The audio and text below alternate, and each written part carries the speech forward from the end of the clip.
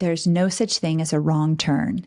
And it feels like there is, especially when you're going after something big. I did this wrong. That didn't work out. That was a crash and burn. I believe that there are no wrong turns. So that means you get out there. Let's say you put yourself on the field from the other example, and you go for something and it doesn't work. You go for a job interview or a promotion and you do not get it. In that moment, you put yourself on the field. You did it. So now it's going to be a tweak versus having to find the courage to start from the very beginning. So I believe everything that happens, I can take a tweak or a turn to get to where I want to get to. Hey everybody, Dr. Josh Axe here. Welcome to the Growth Lab podcast, where each and every week we cover the science behind how to grow yourself, your health, your wealth, and take your career and relationships to the next level. This week, I have a friend of mine, Amy Porterfield, with us today, and we're going to be talking about all kinds of stuff. We're going to talk about, you just had a New York Times best-selling book. Yes. 2 weeks notice, congratulations. Thank you so much. And you're a person I've learned a lot from in terms of how to create an epic course. And so, if somebody wants to create a course or a program, and this could be everything. In fact, when I went through some of your stuff, I thought this could be great for pastors who want to create a program for a church, somebody who's just saying, I want to create a secondary form of income and, get out of my 9-to-5 and start working a different type of job. So you are sort of the master of, or at least I consider you the master of how to create a course or program. And we're going to talk about all kinds of stuff today. I'm looking forward to it for sure. So everybody, we're going to talk about personal growth, professional development. We're going to talk about mindset today, and we're going to do all this with Amy today. So Amy, when you walked in the door, first off, it was so good to see you. Thank you. You too. It's been too long.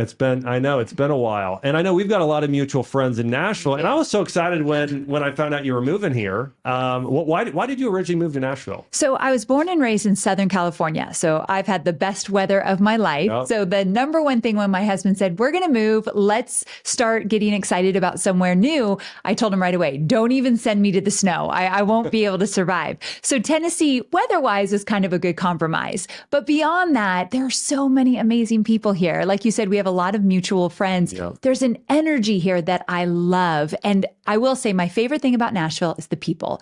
They are just so nice. Yes. And my husband and I'm an introvert, and we tend to be really social here because people invite you to tons of things. So I love that. It's so great. We're talking about some people, and I know we've had some of these people on the podcast, Michael Hyatt, Donald Miller, we talked about Julie Solomon. Yes. They're just some amazing people. And I think for myself, Chelsea and I have split time between living in Nashville and Puerto Rico. Yes. And one of the things that I think I really became even more, even though I was already very grateful, a whole nother level of gratefulness in being in Puerto Rico was, like if somebody would say, hey, what do you miss about Nashville?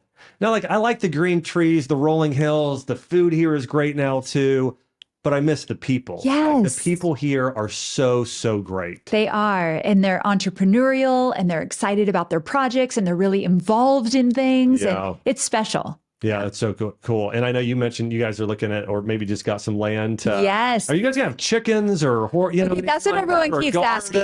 You have to remember, I am a city girl. I do not think there's going to be chickens unless my husband talks me into it. But we just got 70 acres in Leapers Fork, which is a beautiful area.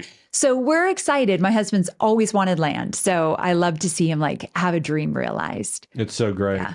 Well, I mentioned just at the start, you have this book out that I think is awesome, 2 weeks notice. And when I first heard that, I thought, what is she saying? Like, tell me about this title. Cause I thought maybe you're telling people actually one of the first questions regarding the title is, do you make a recommendation for when people should put in their 2 weeks notice in the book? Yes. So when I think about who should put in their 2 weeks notice, it's somebody who has a desire for more. You're in your 9-to-5 job and you're looking around thinking, this can't be it. I don't want my boss's job. I don't want to excel in this world. I want more freedom. It's really the word freedom. That's how I became an entrepreneur.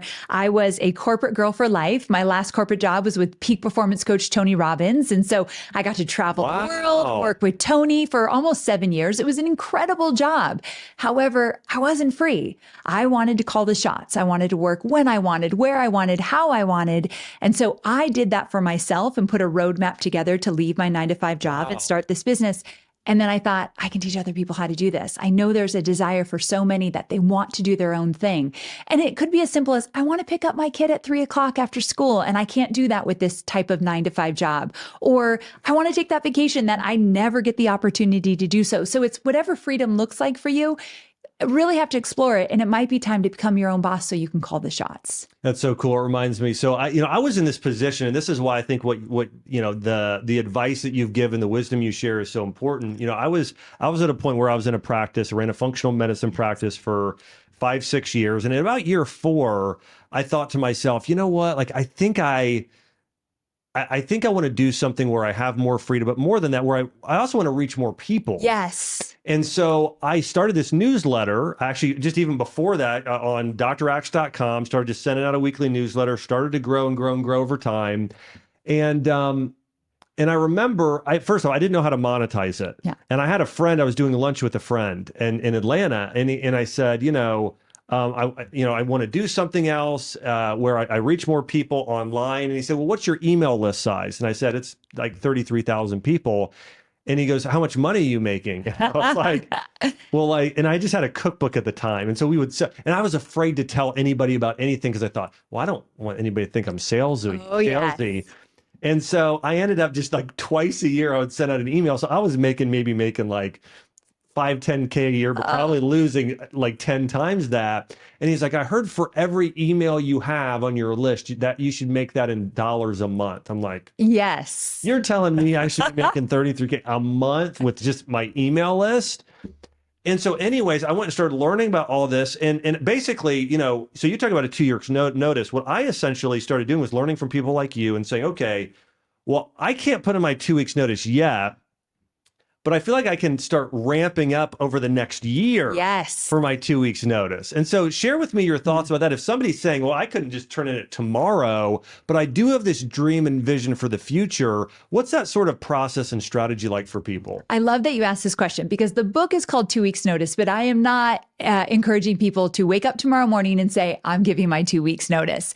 I am really into a roadmap of how to get wherever you want to get to. So in the book, I outline a roadmap of what it looks like. For me, it was a year. So from the day I decided I'm going to leave and do my own thing, it took a year for me to actually put together a plan and start a side hustle. So when you ask, like, what does the plan look like? First, it looks like getting really clear on when you do want to leave. I think it's important to choose a date. I tell my students to put it on a Post-it note, put it on a mirror where you see it every day, and ask yourself, what can I do today to move me closer to that date?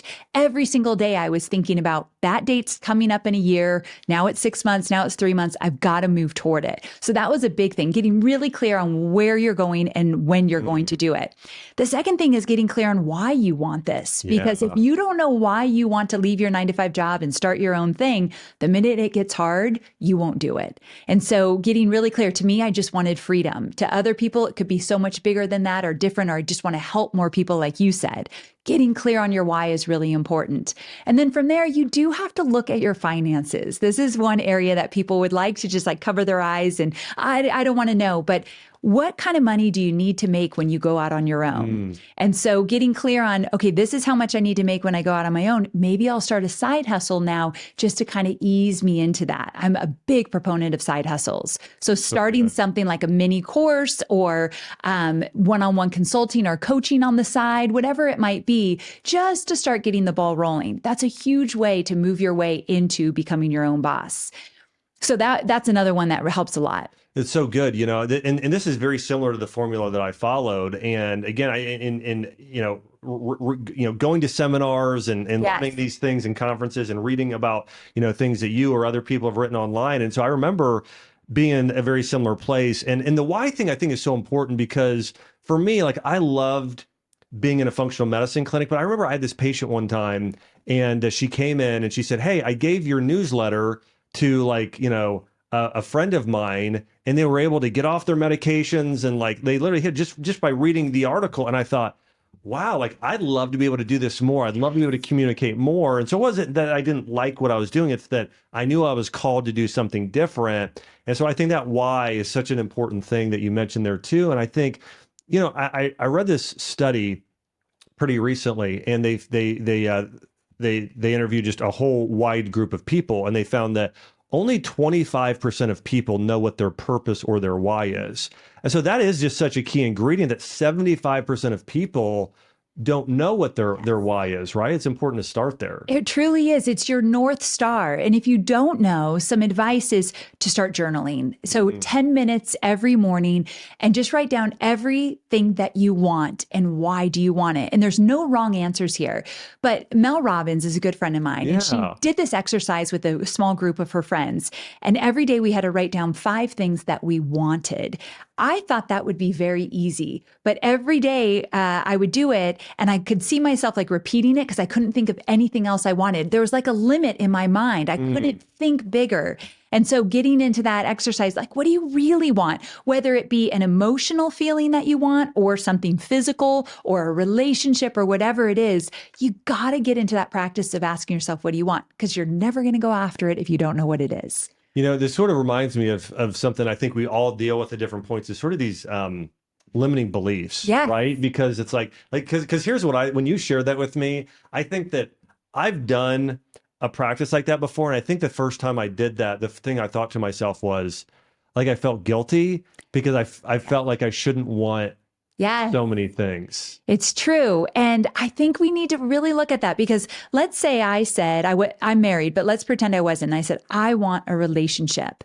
So if I was really clear on I want a relationship, then I'm going to be showing up differently. When I get clear about what I want, I will start having to act like the person that wants a relationship, putting myself out there, saying yes to invitations, maybe working on myself so I feel more confident. The world around you starts changing when you get really clear about what you want. But if you feel guilty, like I shouldn't want this much, I think it's cutting yourself, selling yourself short. Everybody deserves to go after what they want. And when you get what you want, you become a more generous person because you're happier inside. You want to share that with other people. I think it makes the world a better place. It just starts with getting clear of what you want. Yeah. Yeah, there's another study I read too, and I thought this was good that kind of went along with this other, and it was, when you set goals, you shouldn't just set goals that are solely for personal gain. So for instance, I want to have 100 million social media followers. If it's not attached to, I want to help 100 million people build their confidence or feel worthy inside or find their dream job, right? Yes. So anyways. So the what and the why, I think is important. I want this, but why do you want this? And if it's tied to something that is going to be beyond you, I think it's you're more compelled to go for it. Yeah. If it's virtuous, if it's good, if it matters, that's good. Yeah, for sure. That's so good. We talked about, we've had some great people in our life. And I know, by the way, when Michael Hyatt was here, he had mentioned, I said, hey, who do you love running around with here in Nashville? Like, and he's like, oh, we love the Porterfield. Love them. Yeah. And so he was sharing that with me. What is one of the biggest things that you've learned as you spent some time with Mike? Michael is a dear friend and he's also a business coach of mine. And I think the biggest thing, actually, I'm going to tell you a story of what he told me that I've taken with me. So I am a really sensitive person. I get my feelings hurt easily. I hate to admit this to you, but it's true. I get my feelings hurt. I take things very personal, and that doesn't necessarily help me in business. At least I didn't think it did. And so when I launched my book, you would know this, you have to ask a lot of favors. It's my least favorite thing. So can I be on your podcast? Can you interview me for this? Can you buy my book? And some people said no. People that I felt like I showed up for them and they didn't show up for me. And that's just my own personal issue, but it hurt deeply.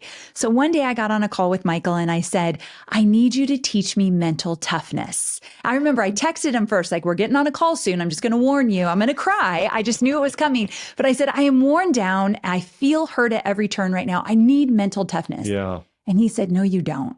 And I said, what are you talking about? And I told him all these things that were happening.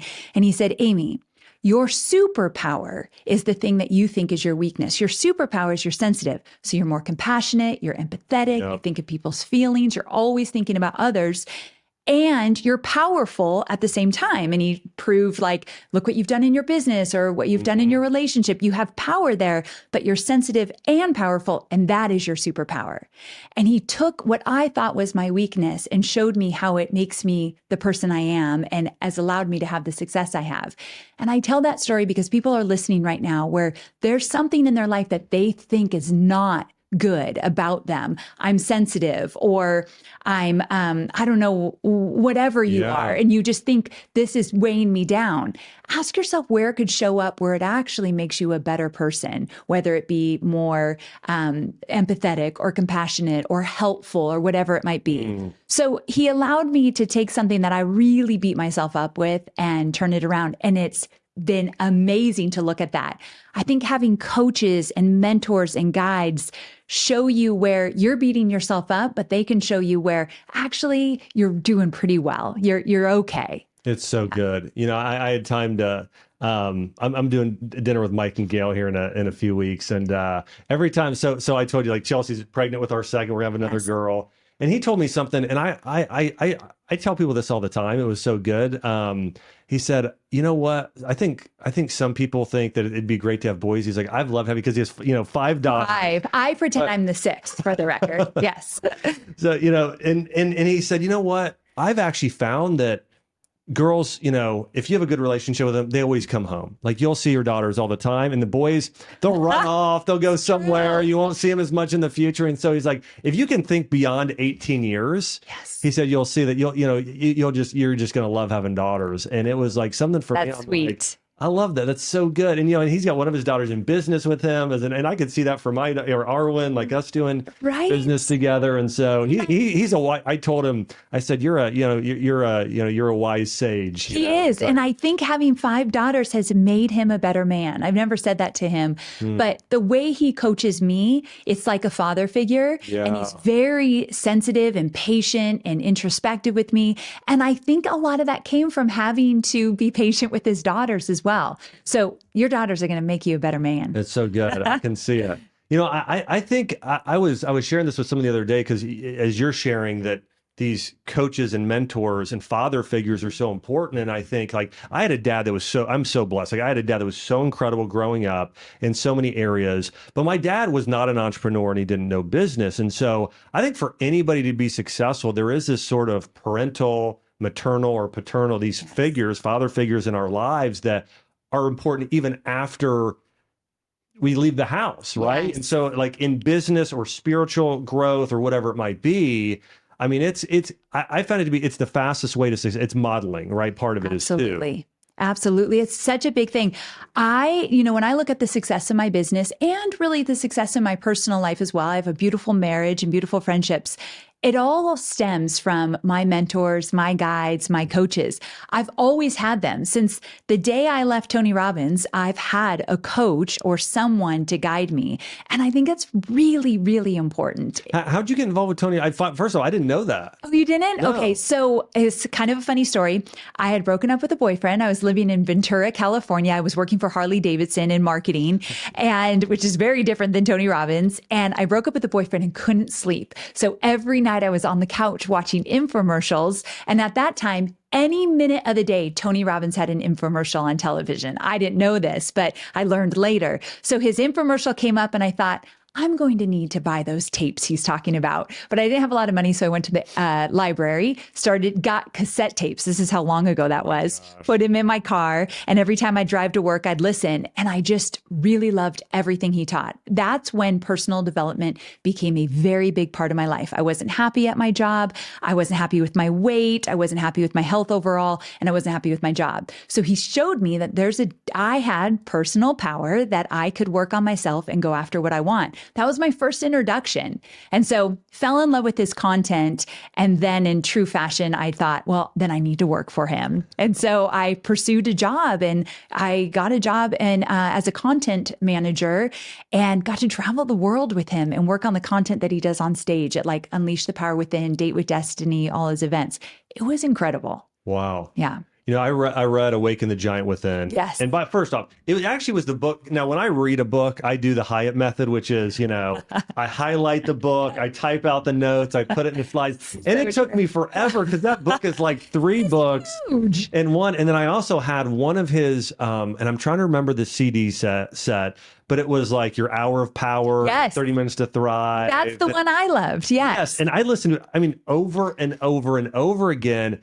And it had a just massive impact on me. And so anyways, I've learned so much from Tony Robbins. Same. What is the biggest thing you learned in working for Tony Robbins for 7 years? What's the biggest thing you learned from him? Biggest lesson is that how to be resourceful. So when I worked with him, never ever was there a time that we said we couldn't do anything, ever. And it wasn't that we could just throw money to it to get what we wanted. We had to be creative and innovative, but he never ever felt like anything was out of reach. And so now in my business, when my team's like, we can't do that, oh, it's my favorite challenge. Like, oh, I'll show you. We could do that. And I always figure out a way. So this idea of being resourceful, it's a muscle you have to build. I don't think we're all born with that, right? But I'm constantly looking for the opportunity of finding a yes when people tell me no. And I think that served me well. There's this I had this coach when I was a doctor, and he would, he had me read this thing. It was called A Letter to Garcia. Okay. But the whole point of this was there's this man, and I'm going to mess this up terribly, who's ever watching this and knows this story.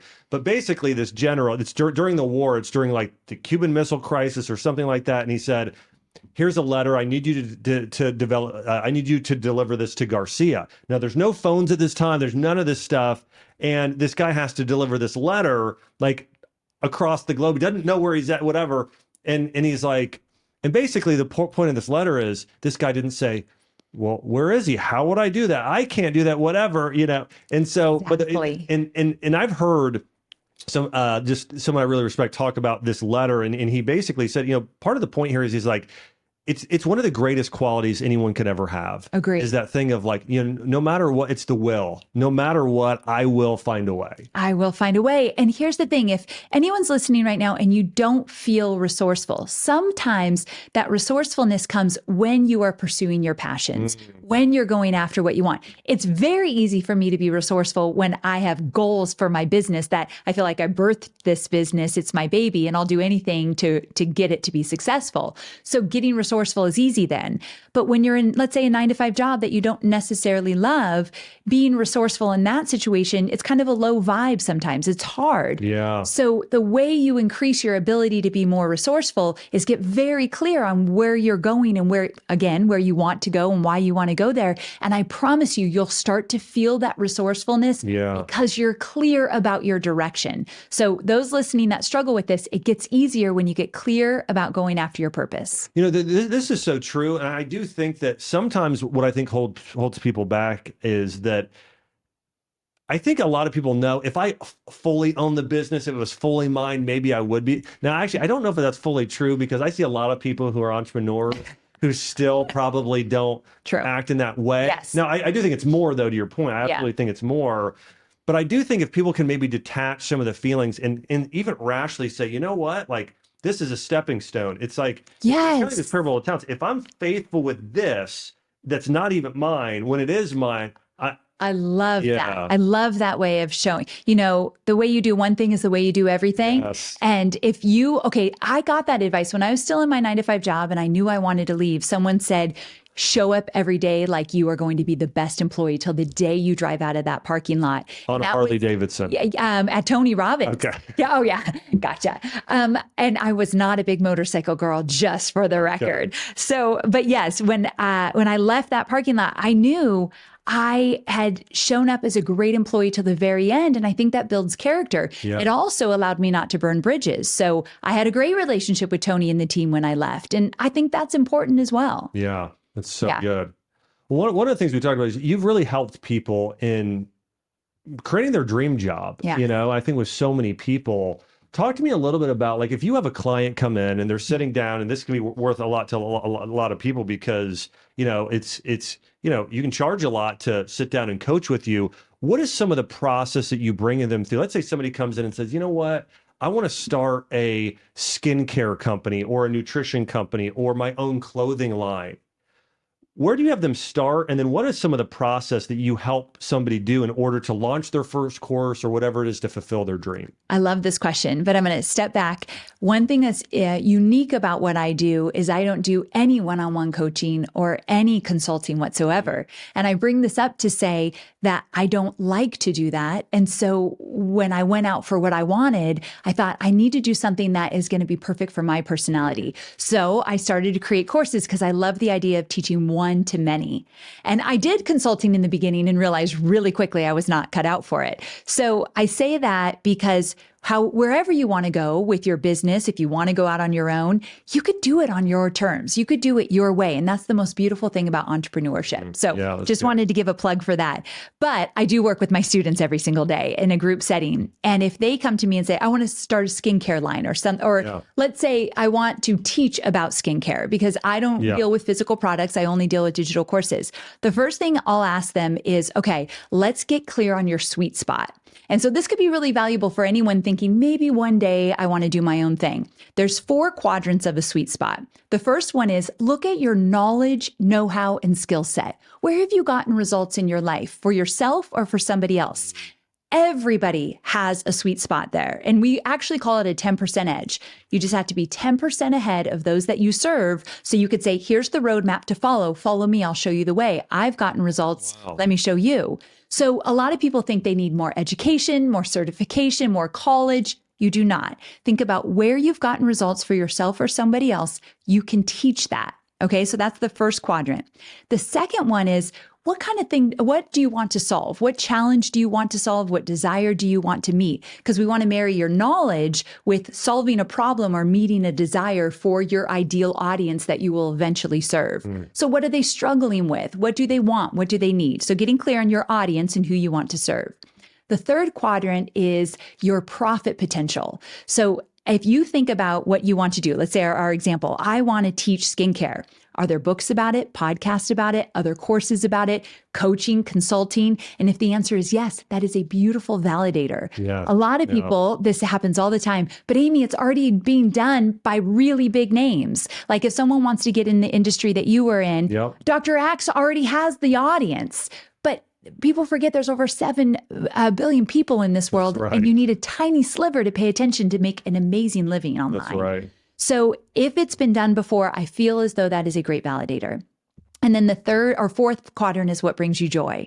A lot of times people will say, I'm really good at X, but I do not want to build a business around it. And I quickly say, then don't. It has to get you up in the morning. You have to be excited about it. It doesn't have to be your life's purpose, but you have to be excited about it. So good. Yeah.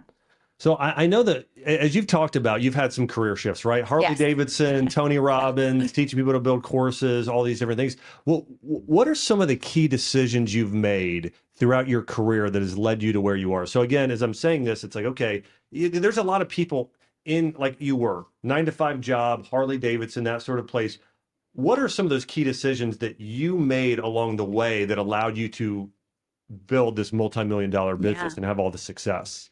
So one of the key decisions I made early on is I was willing to take a step backwards to move forward by leaps and bounds. And what I mean by that is I made great money at Tony Robbins. And I was willing to say, okay, I'm willing to make less money and sacrifice our lifestyle a bit in order to figure out what I want to do. I didn't have it all figured out the day I left the San Diego offices for Tony Robbins. I was terrified, but I was willing to take that risk. So I believe in courage over confidence.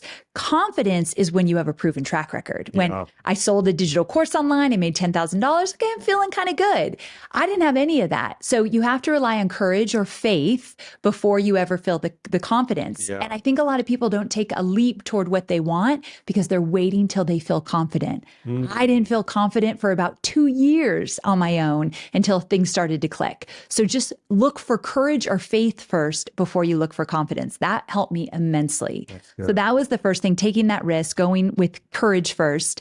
And then another big thing that helped me is that I invested in myself. So when I left Tony Robbins, I invested in a mastermind that I could not afford. I had to ask for a payment plan. So I paid it every month and I was freaked out every month that I couldn't afford it. But I got into proximity with other people that were doing bigger things than me. Another lesson I learned from Tony. Wow. Yeah. So these women, I was with women entrepreneurs that were building businesses and doing great things. I had never done any of it. Every day I felt less than, and every day I felt like an imposter. And every day I thought I'm going to have to go beg for my 9-to-5 job back. So I dealt with those demons for about 2 years. But here's the deal. When my worries knocked me down, my why picked me back up. That's why I stayed in the game. I had every fear that everyone else has. And I'm a worrier by nature. I think I was telling you that before we started the interview. I'm just a worrier. So when I thought, oh my gosh, I'm not going to make enough money to pay the bills, or I can't get that client, I just remembered, like, why did you leave your job? You wanted more freedom. You wanted to reach more people. You want to make an impact. Right. So when your worries knock you down, your why can pick you back up. That helped me immensely as well. And then I think the last thing is I learned early on to stay in my lane. And so I got really good at one thing. And what I see a lot of people do is they want to do this, they want to do that, and chase the squirrels. And I'm multi-passionate. But my secret was I could have hobbies, but I didn't have to make money with everything I loved. I found one thing I was good at, and I just stayed in my lane. Now, my lane is teaching people how to create digital courses. Is it my passion in life to create digital courses? No, but my passion in life is helping people build businesses online and having more freedom. So it's just the vehicle that gets me there. So I didn't make it a big deal that this is what I do. I made it a big deal of this is who I serve, the people I serve. So that's helped me. So I am known for creating digital courses. That is by design. I've stayed in my lane for 14 years. I love this. I love all three of these points, and the one that courage over confidence. Yeah. It's a powerful one because I think sometimes people feel like, well, I've got to arrive, or I have to wait till I get a degree, or I have to have something, and it's like, no, you just, these small wins will build your confidence along the way. So I love that point. The second one is, and you've gone back to this, probably this is the third time now on your why. There's a quote by Nietzsche I love, and it's, he who has a big enough why can bear any how. So it's like, if your why is big enough, the how isn't. The why will overcome whatever, or figure out the how. And so it's really good as well. And so I love this advice. It's it's really, really good. Yeah. As we've talked about, you've had the opportunity to be around just a number of just really, a lot of influential people you talked about. I know that I follow you on Instagram, we see a lot of your posts, and you're always talking about a book you've read or hanging out with just, some incredible people. What role, I bring all that up to say, what role has personal growth played in your professional growth? Everything. So coming back to Tony, another lesson I learned, he always said 80% of your success in anything you do is mindset. 20% is the mechanics, the how that you mentioned. 80%. And that, he taught me that 17 years ago. So I've always held on to that. So to me, everything is mindset. I could do anything in my business as long as I am managing my mindset. And so I, from a very young age, have dealt with depression, just low level depression. It's always just been there. And then recently, like over the last 3 or 4 years, anxiety. That was a new one for me. I woke up one morning, like, what are these feelings? So depression and anxiety, they run through me, unfortunately, and they run in my family. So I got it honest. So to me, every single day, I have to check in and manage my mindset. So what that looks like is journaling in the morning, 10-minute meditation. I can't do more than 10 minutes, but I'm there. I do 10 minutes. Moving my body is huge. I don't move my body to lose weight anymore. I genuinely move my body to have a better day, have a better mindset. Yeah. So I learned that, unfortunately, in my 40s. I wish I learned that in my 20s.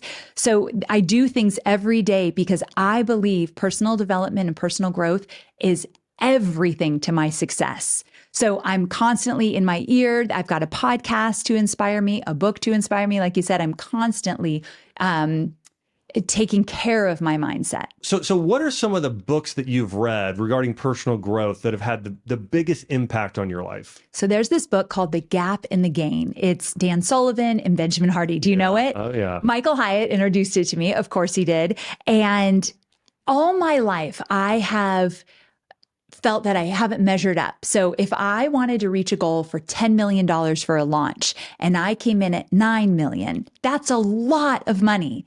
I always felt like I was coming up short. I didn't hit my goal. What happened? What did I do wrong? I instantly go to, but there's this gap and I didn't hit it. And what the book taught me is I have to live in the gain. I just made, hypothetically, $9 million in 8 days in a launch. Oh my goodness, that is incredible. And most people can't even do something like that. I did it. My team did it. We should be excited. And because I lived in the gain or gap, so did my team. So they always felt like we were a little bit behind if we didn't hit the goal, or they wouldn't celebrate anything. I saw what it did to my team. I saw what it did to me, and I thought, never again. So I make a mission to live in the gain every day. It's not easy, but it's so important. I mean, this is something I've had as I've studied psychology over the years, is that this is literally the difference between somebody being happy in life or being unhappy. You're right. It's like one of the biggest factors is right there. Oh, I have this far to go versus no, look how far I've come. Yes. So good. It's just a small shift. And I think that when we talk about personal development, it's all just a small shift. It doesn't have to be this huge thing. This is why I love that you're doing this podcast. Someone walks away with just one thing we said today, and it could be that shift that could change everything for them. A small shift. It's that, 2 millimeter shift instead of this huge thing you have to do. Does someone have to have superpowers and $1 million to launch their first course? Absolutely not. So I have story after story of people that never in their wildest dreams thought they would have success online. One of the women I work with, she's a single mom in LA. She has 3 kids. Her mom lives with her. She makes caramel candy apples. And one day she decided, I'm going to put this in a course. People would come to her house and buy from her. It was a very scrappy little business. She puts it in a course, teaches people how to make it, $60,000, her very first launch. Her life changed with that. She didn't have a big email list, a big business. She just had a desire to teach other people what she knew. And I see that over and over again. It's very doable. And it's amazing. I mean, somebody make a $60,000 on how to make candy apples. Or how about another woman I teach men and women, but she teaches, you'll love this, how to get your newborn baby potty trained. They're never in diapers. There's a word for it, elimination something another. My cousin followed this method. And she came over to our house and we're like, we got a 3-month-old here going on the bed. We're like, what is going on? This is the craziest thing I've ever seen. Yes, wild. And so she teaches that. But here's the thing. She did it with her kids. She has 3 kids. She did it with her kids and thought there's other women that would and men too that would like to learn this. So she taught what she knew.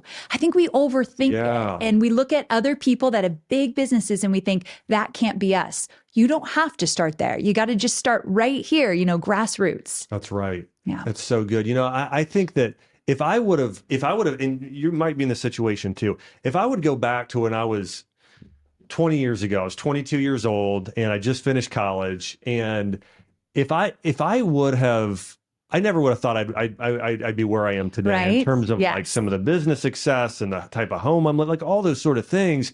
I just would have never thought that. But I think for me, the thing was, it was this thing of this why of like, you know what? There's something that's breaking my heart, or there's something I really know people need, or something I've experienced, and I just got to get it out to people. And I'm just going to do my best to just learn and follow the people that have done it. And eventually, if you just keep following down that path, you'll just be shocked at where you end up. It's so true. And it's just that those little baby steps and looking at what other people are doing. Okay, so if you ever feel guilty, this is such a great lesson I've learned over the years.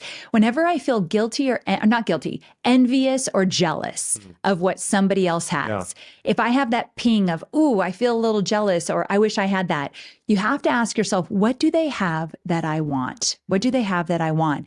And then start kind of dissecting, well, how could I get there? So use that envy or jealousy as fuel and use other people's success as inspiration. If they can do it, so can I. Because comparing yourself online is one of the biggest deaths to your success possible. Looking at someone else and saying, they've got something I don't have and they've got it because they're better than me. This is very normal, especially with a lot of women in my industry. Yeah. So looking at that and being inspired versus feeling defeated because you don't have it yet is really important. Yeah. Yeah, you mentioned women, and one of the things I saw a post, now this is probably, I don't know if it was 6 months ago or 12 months ago, but the picture was, I think you were with, I'm just going to start off with a few people, and a few I might have right and a few I might not. But I think you were with like Mel Robbins and Jamie Kern Lima and maybe Jasmine Starr, just a whole group of other women. I know that in my journey as an entrepreneur, as I've grown to kind of different stages of success in business, at certain points, it's almost like you kind of feel lonely, or maybe there's some people that it's hard to connect with. Like, how important has that been for you to find those other women to connect with? Okay, so very important. And I mentioned that I'm an introvert. I'm not the one saying, hey, let's all get together. I'm normally not that person. And entrepreneurship, or just even going after your dreams, whatever it looks like, could be so lonely because there's so many people that don't understand. If you're going to go a different direction than your friends or family, they won't get it and you won't have their support. So finding other people that are in the trenches with you is everything, in my opinion. But you have to put yourself out there. So what I've learned now that I've moved to Nashville, because it's more social here than where I lived, I have to invite people. I have to say, what are you doing? What's going on? Kind of thing. I noticed that Mel Robbins was in Nashville today. I actually thought she was coming here because she was in Nashville for 3 hours. Normally, I wouldn't say anything. She mentioned online. I texted her right away. What are you doing in Nashville? Do you have time to get together? That's not really my style. Yeah. But I think it's so important that you do that. So anyone listening right now that you feel isolated or lonely, you have to put yourself out there. I want you to call up a friend, invite somebody in, because you can't wait till they come to you. I got invited to that circle because I built some relationships with those people. It wasn't just because I'm successful in business. I really had to put myself out there. It's like pursuing someone to marry. I mean, it really is very similar. Like I learned, Mike Hyatt started this men's group.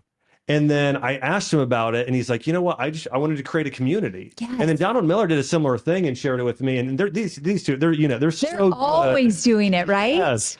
And so I did that. And to be, I got to tell you, it's one of the most fulfilling things, top 2 or 3, that I've done in my life. And you put the group together. Yes, I put it together. Yeah. So anyone we got to take the initiative. Yes, we really do. And even if you don't need big names, you don't need to start with like anything fancy, just get a few people together. And also the accountability. So these women you mentioned, Jasmine Star, I talk to her every single day I don't talk to her. Let's not get crazy. I'm an introvert. That's too much. Yes. Voice text every day. I tell her what my day's going to look like, and she tells me what her day's going to look like. Or we say, I'm having a problem with this, or I'm challenged with this, personal and business. But to have a friend that you check in with every single day, it's a really big deal. It is. Yeah. It's big. It's so good. I had just a couple quick stories with this one. My first year of practice, first of all, I had no idea what it was like. Yes. And I did this with a friend of mine. He had a practice in Minnesota, and then I had another friend here in Murfreesboro. And so the 3 of us would just kind of text constantly, talk constantly. Yeah. And it allowed us to get through.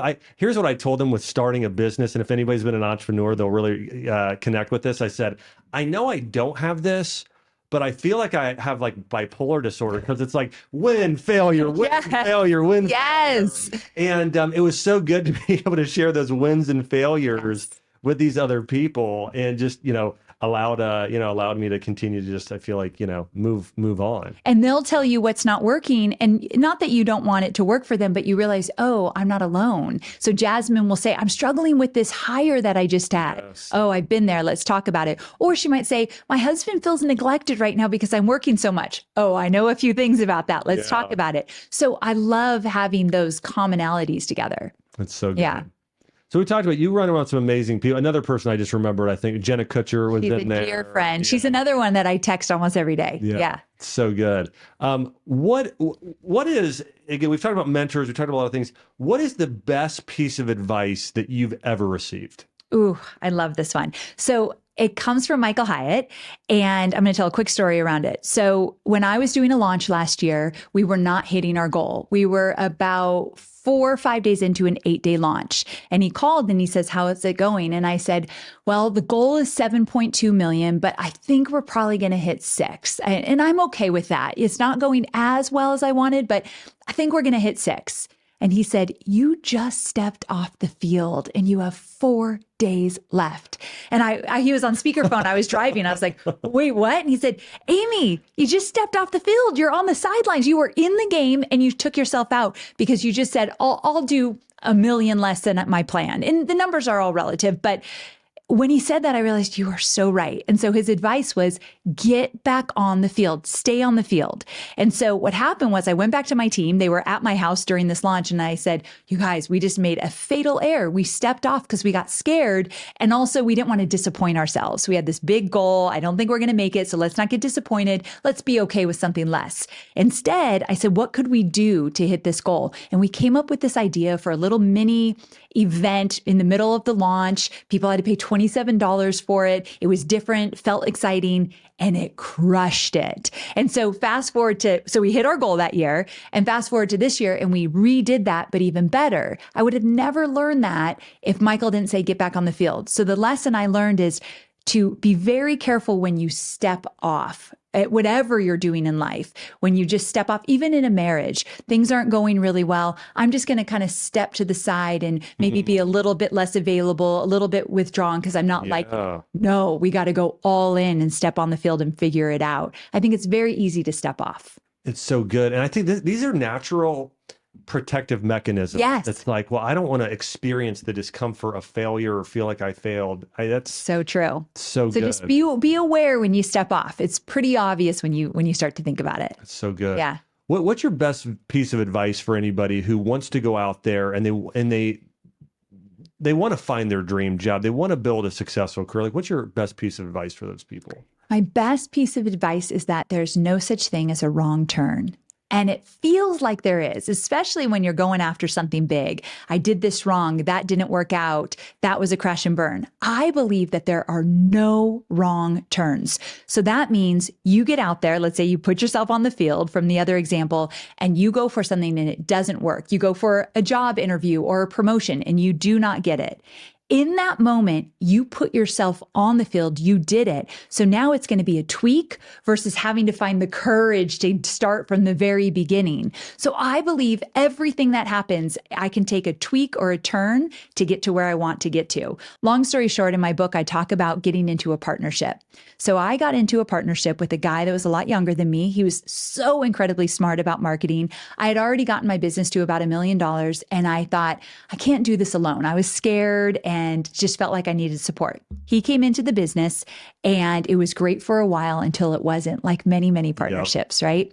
We didn't have a lot of contracts in place to protect either of us. So it was a battle for me to get off or to get out. And I had to pay him because I wanted him out of the company. And we couldn't come to an agreement for about a year. I think I cried every day for about a year talking about being sensitive. And finally, I woke up one morning and I thought, there are no wrong turns. There's a way for me to make this into something great.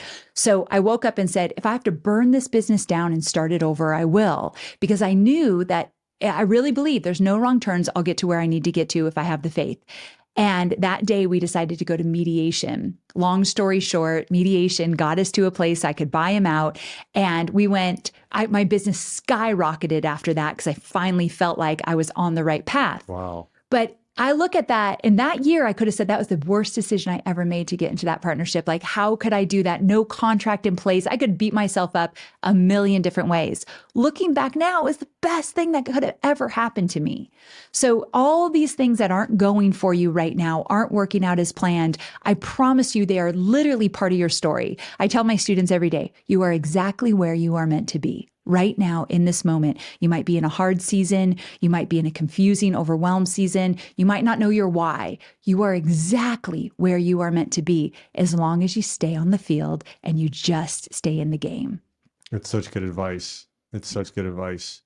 So last couple questions here for you. Yeah. One is, as we see, and you spend a lot of time online like I do, Yeah. On Instagram, social media. And I think there's a lot of different, I think, maybe definitions or ideas around success. What is success to you, and what do you teach your students that success is? Success to me is all about freedom. So when you have success, you have the freedom to spend your money the way you want to spend it, give it to charity, offer it for others, do whatever you want. You get to spend your time with the ones that you love the most, and you get to spend the way you think and the way you feel. You own that. To me, success is freedom in all different ways: lifestyle, business, relationships, all of it.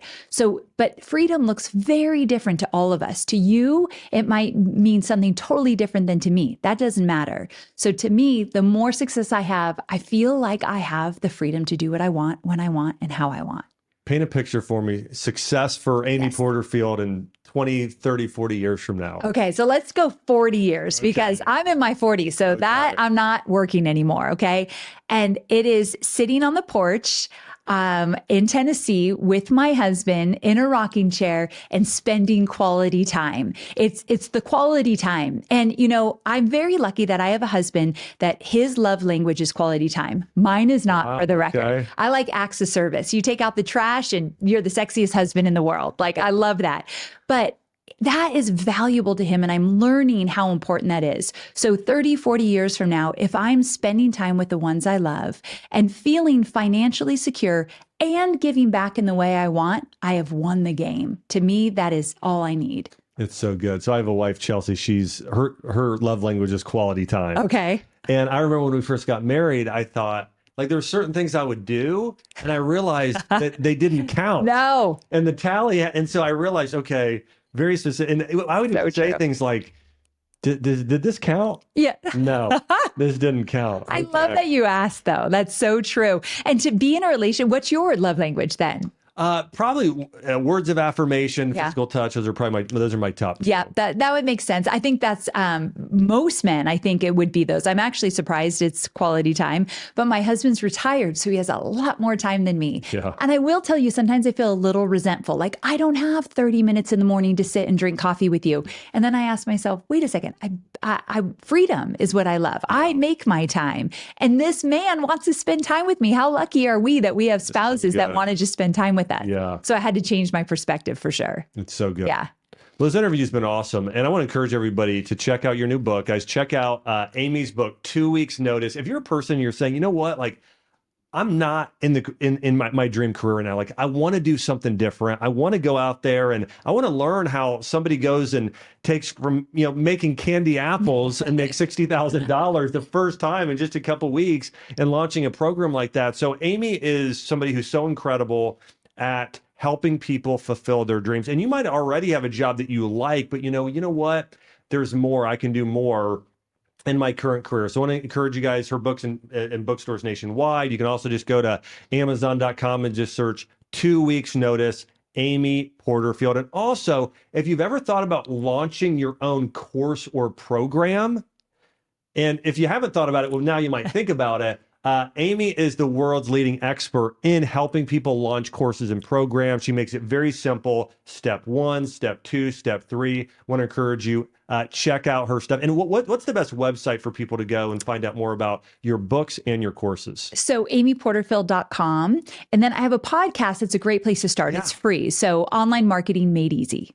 Awesome. Thanks for asking and thanks for doing this. I love the idea of this podcast. I think it's so important. Mindset is more important than anything else, in my opinion. So I'm so glad we got to talk about it. Awesome. Thanks so much, Amy. Well, everybody, again, thanks so much for listening to the Growth Lab here. By the way, I'd love to hear your comments. What is your biggest takeaway from today's interviews, and what did you learn from Amy? Please share that. And hey, if you're not subscribed, make sure to subscribe to the podcast. We've got a lot more information coming out and some other great guests that are going to teach you how to grow to the highest level possible. Thanks, everybody. And thanks again to the wonderful Amy Porterfield for sharing her wisdom today. Have a great week.